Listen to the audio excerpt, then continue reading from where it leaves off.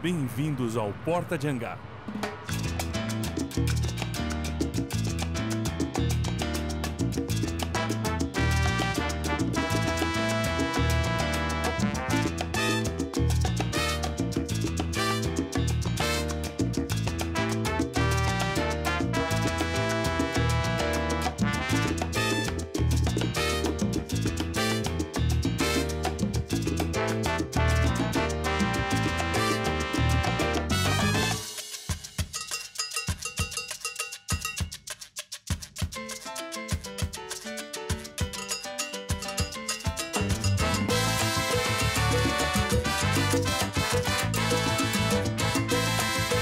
Porta de Hangar, o canal da aviação.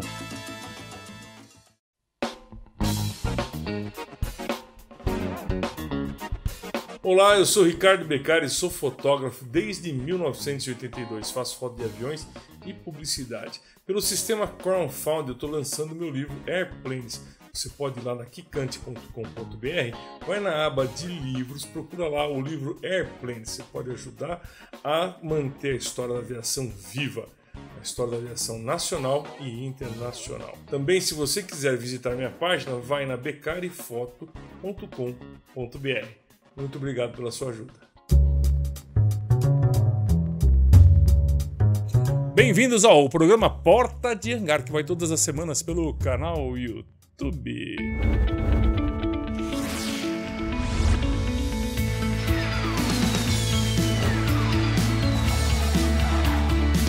Pessoal, vamos falar do meu livro Airplanes, um livro novo que nós estamos fazendo aí pelo kikante.com.br. Você vai lá, você compra o seu livro antecipadamente e recebe depois um livro bacana no formato de 23x3 com mais ou menos, mais de 100 páginas, não posso te garantir, mas a gente está fazendo o projeto e pode ser que seja mais quantidade de fotografia para você, tá bom?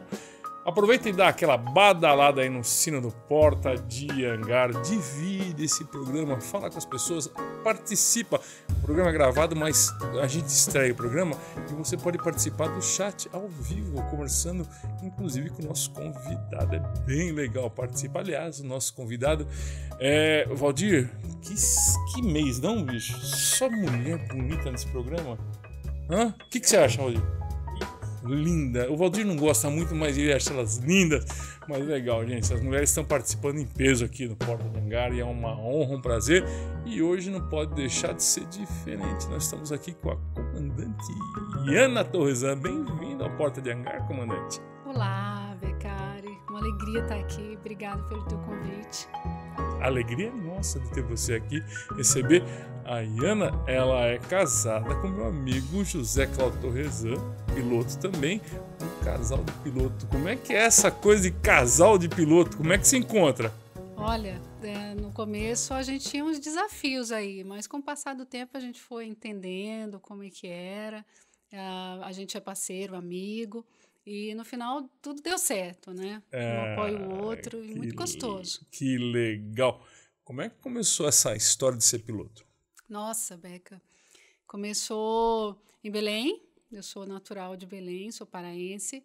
E em 1998, eu já era mãe, estava ali naquela fase de realmente tentar, de fazer o que eu queria. Para mim, desde pequena, eu tinha esse sonho de ser aviadora, mas era distante de mim, né? E depois que eu tive as meninas, isso ficou mais distante ainda, um pouquinho mais. Mas aí, na hora que eu tive que optar mesmo, eu resolvi encarar a aviação, né? Eu estava já um pouco ciente dos desafios que eu ia encontrar pela frente, mas eu acabei sentindo muita motivação. Não só pelo fato de ter as meninas, à medida que eu fui mergulhando no mundo da aviação, fui descobrindo que, de repente, eu podia me encontrar ali. O fato já de eu querer muito ser aviadora, aquilo para mim já era um indicativo de que eu podia, sabe, realmente, de fato, chegar lá. Se eu me esforçasse, me dedicasse, de repente, entraria na aviação de uma forma mais rápida, no mercado de trabalho. E, graças a Deus, foi o que acabou acontecendo. Deu certíssimo. Mas teve alguém na família, algum entusiasmo assim, um pai piloto, alguma coisa do tipo ou não? Então, meu pai biológico não é piloto, mas quando eu tinha ali por volta de 10 anos de idade, a minha mãe casou-se com um coronel da Força Aérea, na época ele não estava mais na ativa, então chamo ele carinhosamente de pai, porque foi ele que me acompanhou. Ele teve algum papel mais na frente, minha mãe também trabalhou na Infraero durante alguns anos, então meu ambiente, enquanto eu crescia ali, né, naquela transição de criança para adolescente, foi o ambiente de aeroporto, cheirou aviões. querosene pra caramba. Nossa, ficou demais, doidona, porque demais. querosene deixa a gente doido da cabeça. Deixa até hoje, né? E a gente sente falta. É delicioso o cheiro de querosene, né? E brevetou aonde? Brevetei no Aeroclube do Pará, em 1998. Ah, que legal. Com que avião você brevetou? Então, essa história do avião é uma história engraçada. E eu não sabia nada de aviação, né?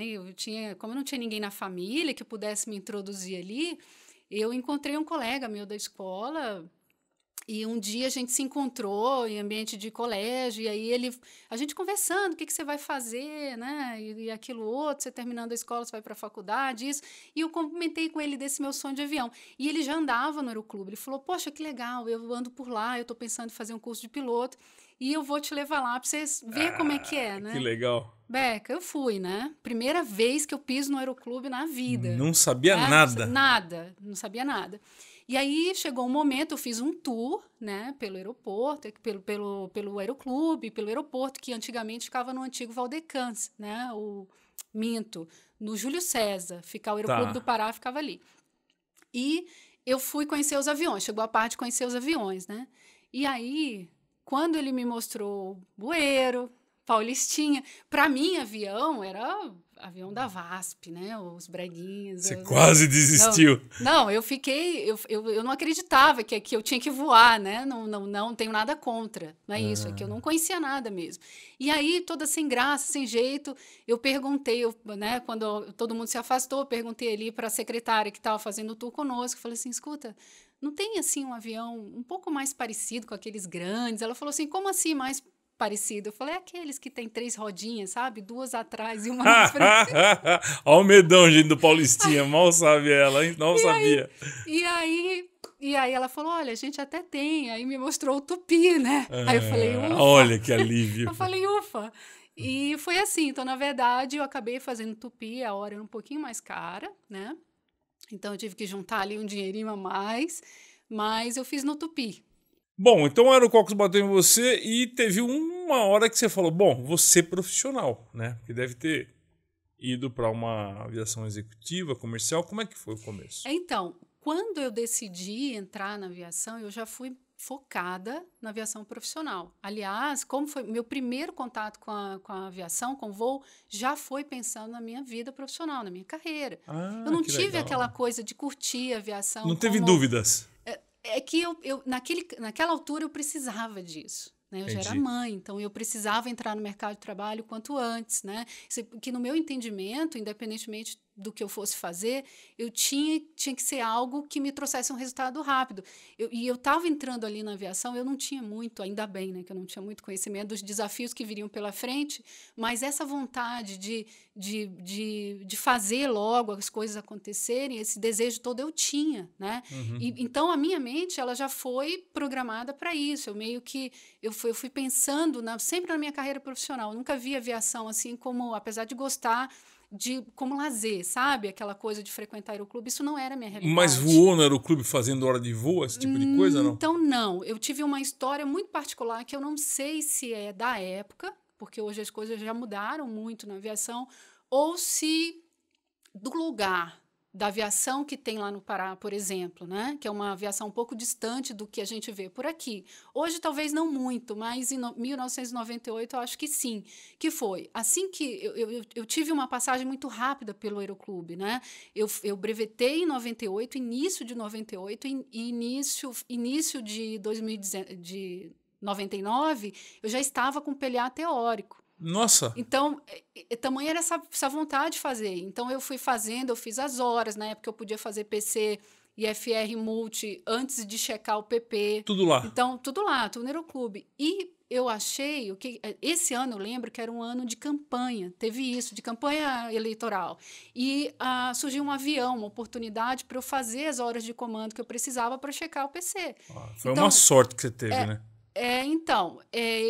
Daí as coisas ficaram mais simples, porque eu não tinha os valores para arcar com o curso de PP completo. Então, eu fiz uma parte dessas horas nesse avião, tá, que fazia campanha eleitoral, então voava, era um sertanejo, a gente voava muito, né?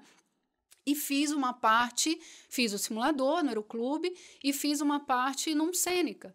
Então, assim, Beca, isso foi muito importante para mim, porque eram pessoas que iam surgindo e que me estenderam a mão ali, que me ajudaram. Que legal. E só por conta disso, por conta delas, é que eu tive sabe, as coisas foram acontecendo de forma muito rápida. Então, com 202 horas, eu chequei PC e FR Multi. Depois eu tive a oportunidade de ir para uma regional, né, para voar... Qual que era a regional na época? A Penta. A Penta voava Bandeirantes? Eu voei Bandeirante, isso. Eu entrei lá como copiloto de Bandeirante, já final de 99. Olha como foi rápido. Eu cheguei em agosto de 99 e finalzinho ali de 99 eu já estava voando como copiloto. Então, assim eu entrei para a linha aérea. Entendi. Mas aí você descobriu que é gostoso voar Bandeirantes, né? Para mim era um sonho, né? Maravilhoso. Você sentiu medo na hora, né? Eu falava, será que eu vou dar conta de voar isso aqui? Olha, isso eu senti a primeira vez que eu fui fazer minha hora de Tupi lá. Depois... Porque, além de não saber nada de aviação, né? Eu ainda fui... O Tupi, para mim, mesmo já tendo o PP teórico, aquilo ainda continuava sendo distante. Mistério, né? E na minha cabeça, olha isso, eu achava que, não, quando eu terminar o curso de PP, eu já vou saber voar, né? Eu já vou saber... E aí, quando eu entrei, a primeira vez que eu fui fazer minha primeira hora de voo no PP, eu fiquei arrasada, porque... eu não entendia nada, velho. Mas é natural. Toda atrapalhada. Eu falava assim, gente, eu não vou decorar isso, eu não vou saber fazer isso. E eu fiquei arrasada. Eu voltei para casa e chorei um monte. É mesmo? Mas no final das contas, foi, sabe, aos pouquinhos. Isso meio que aconteceu, para responder tua pergunta, quase todos os primeiros aviões que eu voei, para te falar a verdade. Então... No Bandeirante, eu não tive exatamente essa sensação, será que eu vou dar conta? Mas é estranho, quando você tem pouca experiência e você troca de aeronave, você tem que... Você tem que começar de novo, né? Vai ter uma adaptação, exatamente isso. Você vai ter uma adaptação, você vai passar por aquela insegurança momentânea. Eu conheço aviadores assim que dizem, né, que não é nada disso. Mas eu sou... sim. Eu sou bem na média, eu sou bem na média e eu sinto isso, sabe? Quando você vai trocar de aeronave, é um equipamento novo, são novos limites, às vezes é uma nova pilotagem.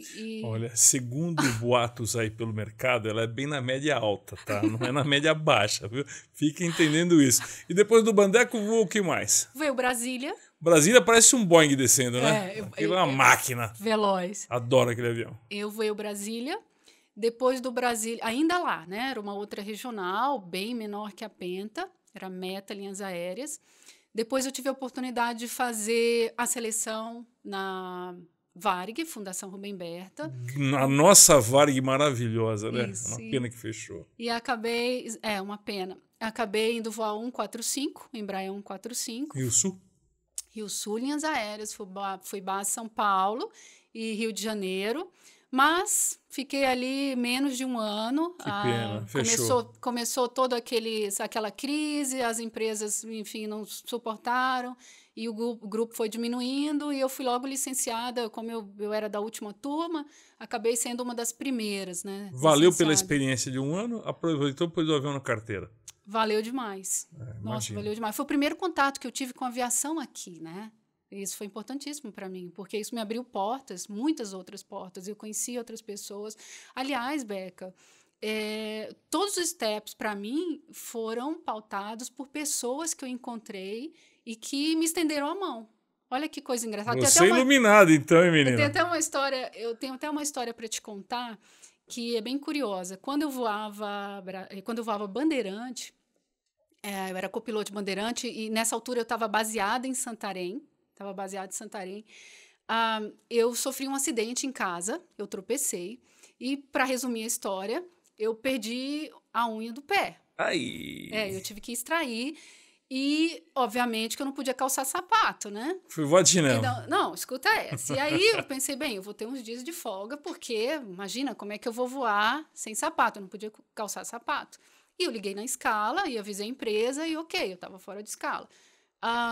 Uma semana, menos de uma semana depois, o escalador me liga e fala, olha, eu sinto muito, mas você vai ter que voar. Eu falei assim, mas eu não posso calçar sapato. E aí ele disse assim para mim, ele falou assim, olha, não tem problema. E eu fui voar.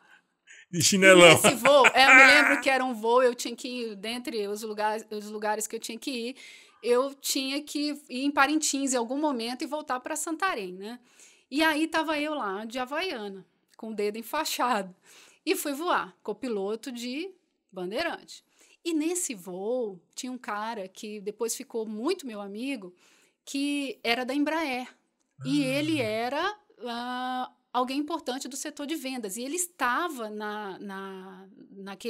estava na Penta lá, porque eles estavam tratando de devolução de aeronaves, etc. e tal, dos Brasílias, né? E ele viu aquilo, né? E ele achou aquilo interessante, falou, poxa, uma mulher aqui, né? E quis naturalmente perguntar, e viu meu pé, ele achou aquilo, né? Foi até hilário.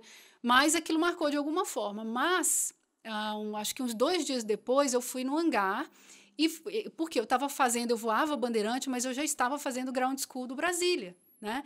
E como tinha esses Brasílias parados no hangar, eu ia estudar dentro do Brasília, ia fazer scanflow, ia tudo aquilo que eu estava vendo no ground school, eu ia para lá para fazer na hora. E um dos Brasílias estava sem nada dentro, né? Tinha cabine ali no cockpit e tinha um banquinho de madeira assim para sentar. E eu sentava no banquinho de madeira e ficava fazendo scanflow.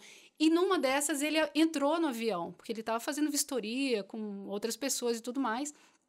E aí ele falou, não, de novo te encontro com o dedão do pé lá enfaixado.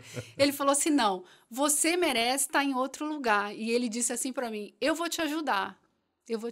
E saiba você que depois que eu passei pelo processo da Rio Sul, o meu emprego seguinte, que foi também numa empresa que já não existe mais, que é a Trip, foi por indicação dele. Olha então, que legal. Ver como as coisas são importantes. Super né? importante. E você teve o seu esforço pessoal? Sim. Graças ao escalador que insistiu com você. Então, mas eu acredito, Beca, que claro, eu acho que a gente tem que se esforçar e a gente tem que fazer a nossa parte, mas você sabe que isso eu costumo chamar de conexões divinas, sabe? Sim. Eu acho que muito, muito mais do que o nosso esforço e mais do que a nossa dedicação, essa coisa de Deus olhar para você e dizer assim, vou colocar determinadas pessoas no teu caminho. Isso faz toda a diferença. Você é iluminada, já te falei isso, menina. Imagina. E essa diferença, isso que conta, eu acho. E a aviação, ela, apesar de ser um campo muito vasto, e você tem aí inúmeros profissionais, mas ela é pequena ao mesmo tempo, porque as pessoas se conhecem, tudo isso conta demais. Qual o nome do cara? Zappa. Parabéns, Zappa, ele é aposentado pela sua atitude. hoje, isso. Eu não sei se ele legal. tá... Eu perdi o contato com ele, mas todas as pessoas tiveram um papel, assim, importantíssimo na minha carreira, mas tem alguns mais pontuais, sabe? Se eu fosse agradecer, nossa, eu ficaria aqui horas, porque eu tenho vários nomes, várias pessoas queridas. Que legal. Como é que você conheceu o seu marido? É uma pergunta curiosa, porque foi no meio da aviação? Foi no meio da aviação. Foi de novo, eu estava no momento lá quando eu fui licenciada da Rio Sul, um amigo nosso em comum me ligou uma vez, né, e disse que tinha um comandante que estava precisando de um freelancer para fazer um voo. Como eu voava 145 na época, é a mesma carteira, né, ele voava Legacy, era esse o comandante Torresan, e eu acabei fazendo esse voo com ele, mas nessa época foi só um contato profissional, a gente não teve nenhum envolvimento, o que ficou valendo foi depois, já em 2007, foi quando a gente começou a namorar. Mas a gente já se conhecia, né? A gente já se encontrava na aviação. Eu sempre digo assim que, no fundo, ele foi esperto, né? Porque ele não queria um copiloto, ele esperou sair comandante para depois casar, né? Me namorar e casar. Casal do comando, a Soraya e o Patrick, que moram hoje nos Estados Unidos, são uns fofoletos, eu adoro eles. Agora eles têm o Bundudico, a segunda. Nossa, que lindo. Ele é lindo, né? Queridos, né? Eu chamo ele de Bundudico, porque a Soraya chamava de Bundudico, que ele é um fofoleto, o neném deles. E você, tá voando agora? Tô voando na executiva. Uhum. Que tipo de avião? Eu vou Legacy 500 e eu comecei, sim, eu tive esse passado de linha aérea que para mim foi extremamente importante. A linha aérea ela te traz uma bagagem, né? Ela não é assim algo essencial, mas é muito importante. E depois dessa minha passagem na linha aérea, eu acabei em 2010 entrando na aviação executiva, muito influenciada pelo meu marido, na época, que é da executiva até hoje. E depois que eu tive contato com a executiva em 2010, é que eu descobri, né, o que era essa outra aviação. Eu me sinto extremamente adaptada, eu gosto muito dessa atividade, porque engloba outras coisas, como você sabe. Então, eu voei primeiro em 2010 no Citation Sovereign, e depois eu passei a voar o Legacy, que já era habilitada para voar o 600, 650, e em 2016 eu comecei a voar o 500, o Legacy 500. Legal. Você, tirando o Citation e o ATR, voou família Embraer pra caramba, né? Bandeirantes, Brasília, 145. Começou com Tupi, né? Tupi, exatamente. 110, 120, 145, velha 600, de guerra aí, ó, 650 que legal.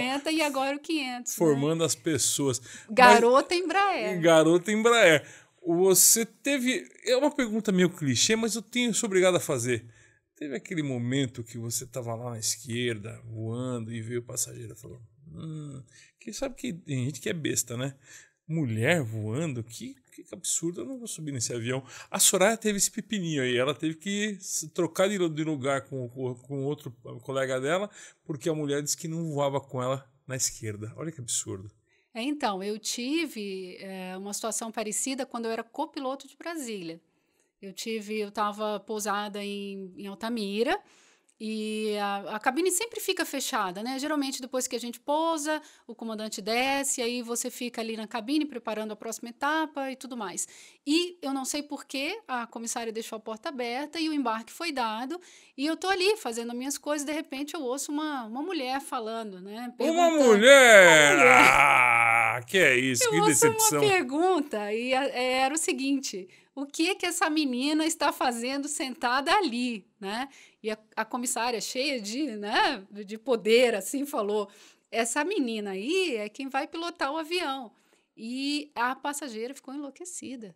Desceu? Desceu. Mas antes ela reclamou muito, né? Falou que era uma irresponsabilidade, que ela conhecia o dono da empresa e que aquilo não poderia acontecer. Ou era eu ou ela. Foi ela, então.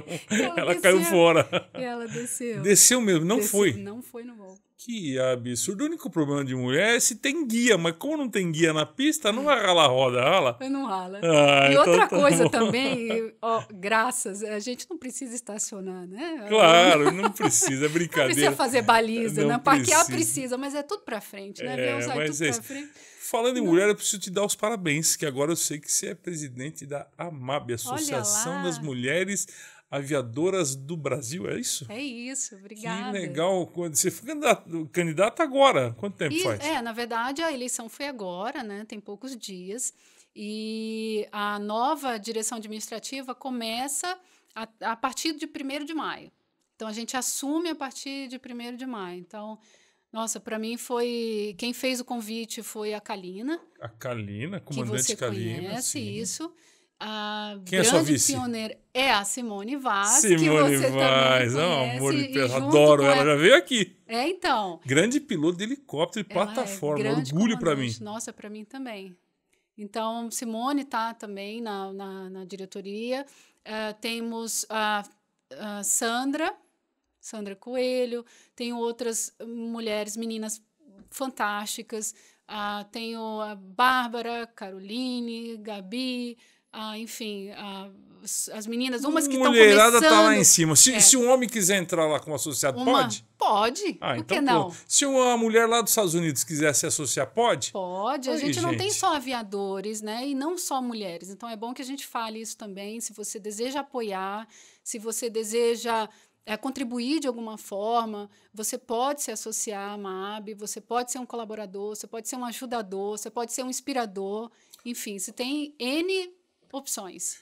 Principal objetivo da MAB, como que é? A MAB, ela surgiu com o desejo de fomentar a entrada da mulher na aviação como um todo, né?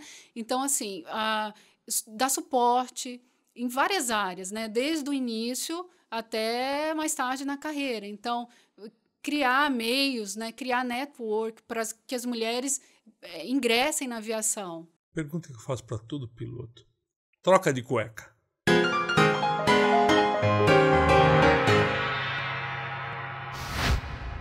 Olha, não foi uma troca de cueca, mas leve. Leve. Uma troquinha. Eu era copiloto de Brasília e nós estávamos voando, se eu não me engano, de Santarém para Monte Dourado. Nossa Senhora, não faço a menor ideia onde fica Monte Dourado. É tudo no Pará. Mas difícil de voar naquela situação, a Nordeste né? operava muito lá, né? Então, voava com GPS já ou não? Não, a gente tinha alguma coisa muito começando, sabe? Inercial tinha? Tinha, mas não nas aeronaves que a gente voava. O Brasília não era inicial, não era era. e tudo. Então, 99, 2000, por ali, né? Tempo é tempo, proa é proa.